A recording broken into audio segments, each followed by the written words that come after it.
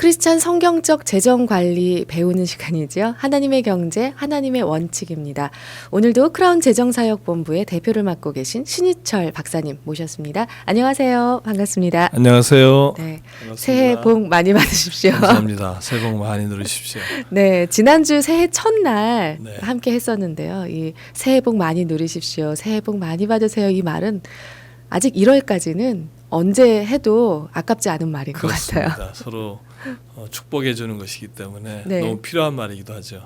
네, 박사님 지난주 저희가 정직에 관한 이야기로 문을 열었었잖아요. 정직하면 네. 손해를 본다? 이런 질문과 함께 네. 정말 맞나요?라는 네. 또 의문 또 제기도 했고 네. 여러 가지 내용들을 좀 나눴는데요. 네. 살펴보고 네. 또 오늘 본격적으로 정직하면 손해를 본다에 대한 이 주제에 맞는 내용을 구체적으로 살펴보도록 하겠습니다. 네, 저는 참 2013년 새해를 우리가 정직이란 주제를 가지고 열어서 너무 감사하다고 생각했습니다. 왜냐하면 대한민국은 21세기에 작지만 강한 나라, 강소국이 될 수 있는 아주 좋은 기회를 맞이했다고 봅니다. 그런데 지난 시간에 말씀드린 것처럼 강소국이 되기 위해서 꼭 필요한 것이 있는데 그 정직이라는 영적 자본이 필요하죠. 그래서 지난 시간에 우리가 이것이 얼마나 중요한 것인지를 우리가 그 중국의 장택민 주석의 그 초강대국이 되기 위한 노력의 일환으로 미국을 연구했던 결과를 나눈 적이 있었는데 우리 사회도 마찬가지라고 생각합니다. 그래서 우리가 이 주제를 깊이 생각하고 우리 삶에 실천했을 때 우리 개인뿐만 아니라 우리 사회, 이 나라가 작지만 아주 강한 가정, 가장한 사회, 강한 나라가 될 수 있다고 생각해서 계속해서 이 주제를 좀 계속 나누고자 합니다. 네. 박사님 먼저 들어가기 전에 청취자 질문부터 좀 살펴보도록 하겠습니다. 지난주에도 많이 왔어요. 0477번님이 이런 내용으로 사연을 주셨습니다. 빚을 갚으며 월세를 내고 있는데 네, 이분이 여자분이시래요. 네. 고정적인 수입은 여자인 제 월급뿐이고요. 아빠는 고정적인 수입이 없는 상태라 제 월급으로 빚을 갚으며 월세를 내고 있고요. 아이들이 4명인데 대학부터 고등, 중등, 초등학생이 있어서 저축을 하기가 참 어렵습니다. 어떻게 네. 해야 하나요? 하나님 앞에서의 신앙 고백은 힘들어도 하고 있습니다. 네. 하셨습니다.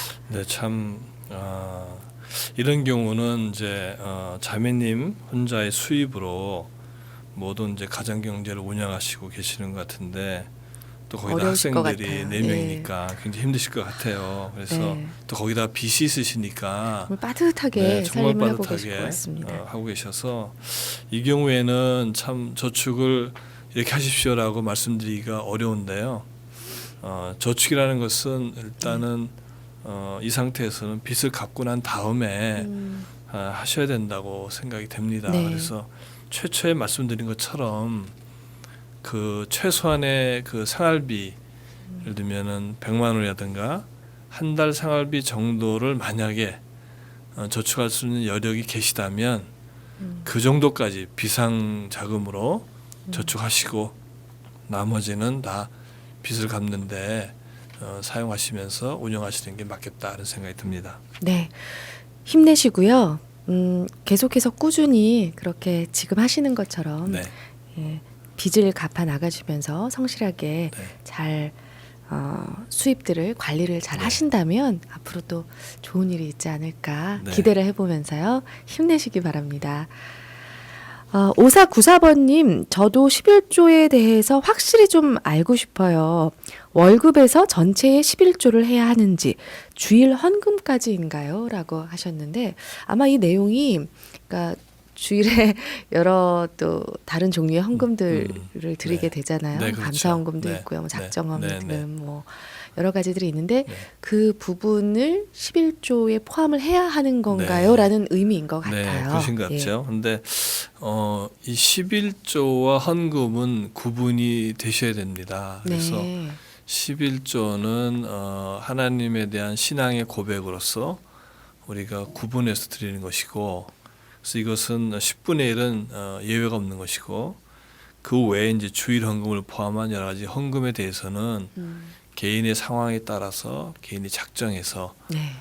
결정하시면 되겠는데, 이분의 질문에 의하면 11조와 헌금은 혼동하시면 안 된다.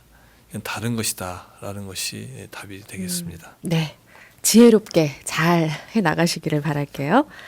네, 그럼 이제 우리 삶에 있어서 경제적인 생활에 있어서 정직이란 얼마나 중요한 것인가에 대해서 이제 구체적으로 얘기를 나눠보도록 하겠습니다. 박사님, 절대적 정직을 보여준 좋은 사례가 있을까요? 예, 좋은 사례가 하나 있어서 제가 소개를 드리고 싶은데요. 그 미국의 그 전설적인 골프 플레이어가 있습니다. 밥 존슨 씨라는 분이 계신데, 이분은 아마추어로서 아마추어 프로의 세계적 규모의 모든 대회를 우승한 그런 전설적인 분입니다. 이분이 한 대회, 미국의 US 오픈이라고 하는 아주 권위 있는 대회에서 아주 재미있는 일화가 있습니다. 이분이 이제 우승을 다투는 경쟁자와 함께 16번 홀인가를 이제 진행하고 있었는데, 보통 이제 청취자분 아시는지 모르지만 골프를 하려면 자세를 취하고 공을 칠 준비를 합니다. 이제 그걸 이제 어드레스라고 하는데, 이분이 이제 어드레스를 취하다가 갑자기 이제 어드레스 자세를 풀고 뒤로 물러나서 그 경기를 감독하는 감독관을 불렀습니다. 불러가지고 이분이 감독관에게 어떻게 얘기했냐면, 내가 이 어드레스를 하다가 이 볼을 건드렸다, 이렇게 보고를 했어요. 그래서 골프의 규칙에 하면 플레이어가 볼을 건드리면 그게 한타가 됩니다. 네. 그래서 이제 벌금을 이제 벌칙을 먹는데 스스로 이제 신고를 한 거죠. 그래서 이제 감독관이 현장에서 회의를 소집했어요. 그것을 많은 이제 갤러리들도 보고 있고 또 심판관들도 보고 있었기 때문에 정말 저 선수가 볼을 건드렸는지 안 건드렸는지를 이제 판정하기 위해서 모였습니다. 모여서 회의를 한 결과 심판관들이 우리는 당신이 그 볼을 건드린 것을 보지 못했기 때문에 그냥 계속 플레이를 하셔도 됩니다, 이렇게 얘기를 했어요. 그랬더니 그 밥 존스라는 선수가 정색을 하면서 여러분들은 보지 못하셨는지 모르지만 저는 압니다. 제가 이 볼을 건드렸다는 것을. 저는 벌타를 먹겠습니다, 이렇게 통보를 한 거예요. 그래서 심판들도 할 수 없이 본인이 건드렸다고 고백했기 때문에 벌타를 주고 경기를 계속했어요. 근데 결국 그 선수가 그 벌타 때문에 US 오픈이라는 세계적 대회에서 우승을 못했습니다. 그 한타 때문에. 네. 그래서 그 게임이 끝나고 나서 많은 기자들이 그 밥 존슨한테 와서 질문을 했어요. 왜 당신은 심판도 보지 못했다고 하는데 스스로 벌타를 먹으면서까지 경기를 했습니까? 물어보니까 밥 존슨 사람이 대답하기를 사람이 보지 못했다 하더라도 하나님은 다 알고 계시다. 나는 하나님을 믿는 사람으로서 내가 건드린 걸 내가 아는데 그냥 갈 수 없기 때문에 보고를 했고, 네. 그래서 벌타를 먹은 것이 정당하다라고 얘기했습니다. 그래서 놀라운 것은 이 밥 존스의 이 정직한 고백으로 인해서 그 이후에 골프라는 이 스포츠는 매우 도덕적 기준이 높은, 그러니까 골프에서 거짓을 한다거나 거짓된 행동을 한다는 것은 골퍼에게 최악의 불명예스러운 것으로 여겨지는, 네. 그래서 골프라는 스포츠가 매우 격이 높은 스포츠로 네. 상승되는 그런 결과를 빚게 됐습니다. 그래서 이분이 나중에 아마추어로서 모든 프로 대회를 우승하고, 그다음에 US 오픈이 현재 열리고 있는 어거스트라는 유명한 골프장도 설계했거든요. 그래서 골프계의 전설로 남아 있습니다. 근데 그렇군요. 한 사람의 정직이 한 스포츠 게임의 격을 올리는 정도 역할을 했고, 그 영향력이 대를 두고 골프라는 게임 속에 영원히 살아있는 정신으로 남겼다는 것이 얼마나 중요한 것인지 정직이라는 행동 하나가 작은 것 같지만 절대적 정직은 큰 영향력을 미치는 그런 행동이 되겠습니다. 네. 우리가 참 살아가다 보면 매 순간 정직하기란 참 쉽지가 않잖아요. 그렇죠. 그럼에도 불구하고 하나님의 자녀인 우리 크리스찬들은 정말 절대적 정직 이것이 습관화되도록 노력을 해야 될 것 같습니다. 네, 그럼 어떻게 하면 이렇게 절대적 습관화가 될 수가 있을까요, 정직이? 네, 참 어려운 질문이에요. 네. 저도 참 개인적으로 어떻게 하면 이것을 극복할 수 있을까 생각하는데 제 생각은 저는 개인적으로 생각합니다. 먼저 우리 자신의 가치가 얼마인가. 예를 들면 재정의 문제에 있어서 정직이 우리의 도전이 된다면 나의 가치는 얼마만의 돈으로 바꿀 수 있을 것인가를 한번 스스로 질문하면서 몇 가지 원리를 지켜야 된다고 생각합니다. 네. 첫 번째는 황금률을 지켜야 돼요. 그러니까 네. 너희가 대접받고자 하는 대로 내 이웃을 대접하라라는 이 황금률을 우리가 마음속 깊이 생각한다면 재정적인 면에서 남을 속이는 일을 하지 않을 거라는 생각이 들고요. 두 번째는 성경에 보면 망령되이 얻은 재산은 줄어들 것이라고 경고하고 계시기 때문에 우리가 주님을 향한 건강한 경외함을 유지하는 것이 필요하다고 생각합니다.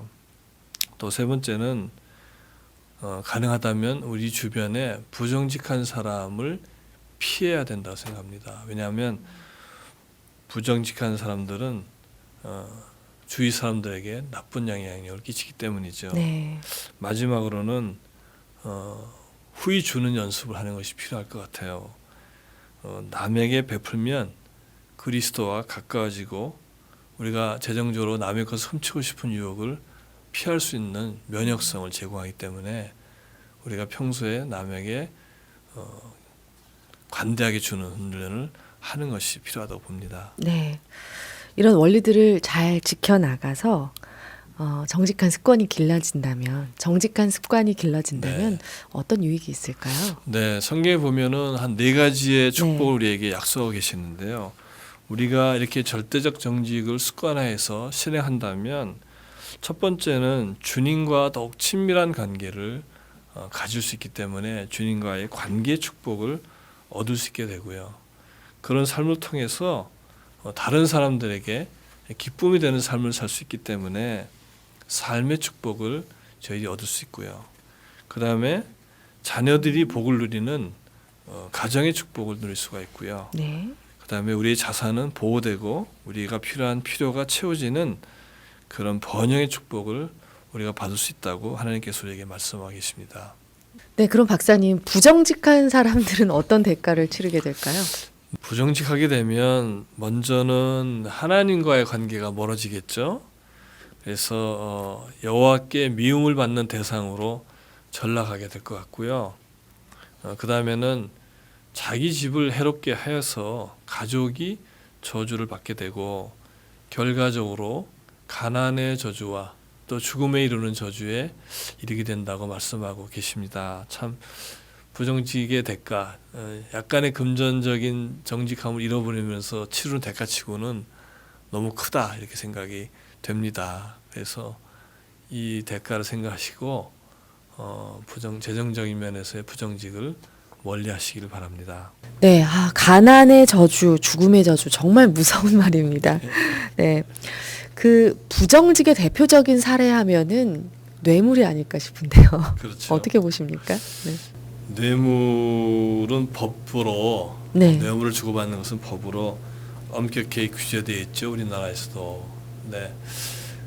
우리가 그 둘째 시간에 우리가 배운 것처럼 뇌물이라는 것은 하나님의 역할과 우리의 역할을 오해함으로써 빚어진 잘못된 행동이라고 생각합니다. 왜냐하면 뇌물을 받음으로써 나의 경제적 생활이 훨씬 더 좋아질 거라 라고 생각하기 때문에 받는 거거든요. 근데 하나님이 우리에게 말씀하시기는 결코 그렇게 해서는 우리가 정말 우리가 원하는 그 경제적 부유함에 이를 수 없는 것이죠. 그래서 그것이 나쁜 겁니다. 그래서 법으로 사실은 받지 말라고 규제하고 있는 것인데 많은 분들이 그 눈앞에 보이는 일시적인 어떤 재산의 증가만을 보시기 때문에 원리를 놓치고 있고 계셔서 뇌물을 받는 어리석은 행동을 하고 계시는데 뇌물은 법적으로도 받지 못하도록 돼 있을 뿐만 아니라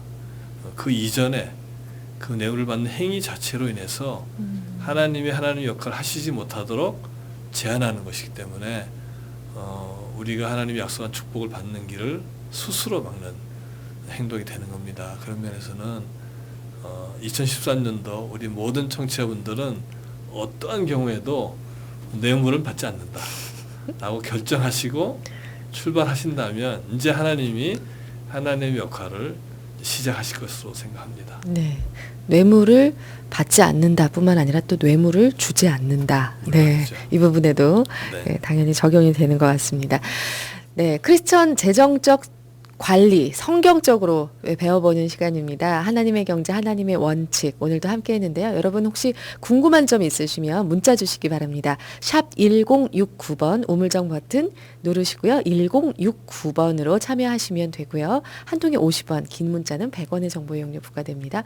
그리고 저희 홈페이지 게시판에 궁금한 점 질문해 주셔도 되겠습니다. 여러 가지 사연들, 또 경제적으로, 재정적으로 고민하고 계신 것들 올려주시면 좋겠고요. 또 저는 이렇게 했더니 이렇게 풀렸어요 하고 또 여러분의 이야기들을 같이 나누어 주셔도 좋겠습니다. 저희가 선물 드리고 있습니다. 재정에 관련된 성경적 재정 관리 책을 여러분께 선물 보내드리고 있습니다. 사연 주시면 되고요. 추첨 통해서 매 시간 저희가 한 5분께 선물을 드리고 있으니까요. 많이 참여해 주시면 좋겠습니다. 자, 오늘도 함께 해주신 크라운 재정사역본부의 신희철 박사님 감사합니다. 안녕히 가십시오. 감사합니다. 안녕히 계십시오.